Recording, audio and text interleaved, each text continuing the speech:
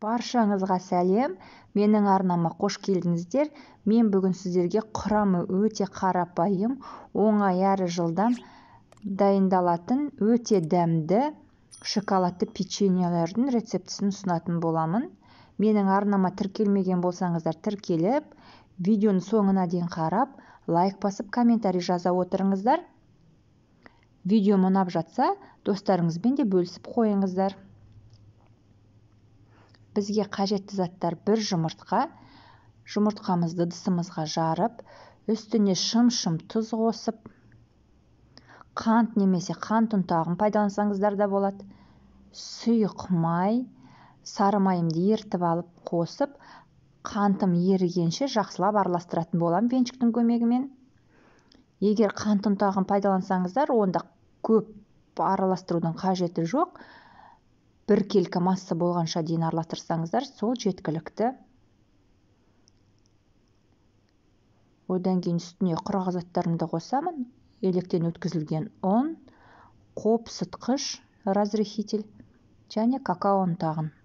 Бәрін салып, жұп-жұмсақ қамыр илейтін боламын. Барлық қажетті заттар видеоның астында описаниеде жазып кетемін өлшемдерін. Қамырымыз жұп-жұмсақ, қолға жабысатын болады. Артық ұнның қосудың қажеті жоқ.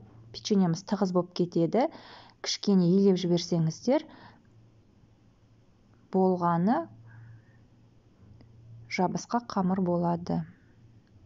Енді кезекте формамызға противеньіме пергамент қағазын төседім. Сіздер майлап алсаңыздар да болады, пергамент қағазы болмай қалса.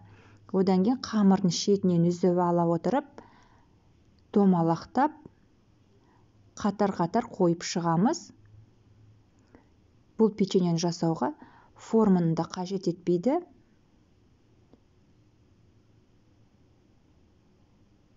Мінекей бәрін домалақтап алғаннан кейін үстіне әсемдейтін боламыз. Мен осылайынан видеода көріп отырғандарыңыздай әсемдедім.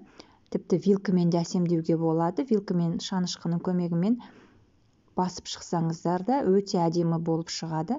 Мінекей бәрін жасап болғаннан кейін алдын ала қызып тұрған пешке 180 градустағы 20 минутта пісіріп аламыз. Бетін қалауыңызша қант ұнтағымен әсемдеуге болады. Осымен біздің печеньеміз дайын. Видеоның соңына дейін қарағандарыңызға рахмет. Сіздермен бірге болған арайлы.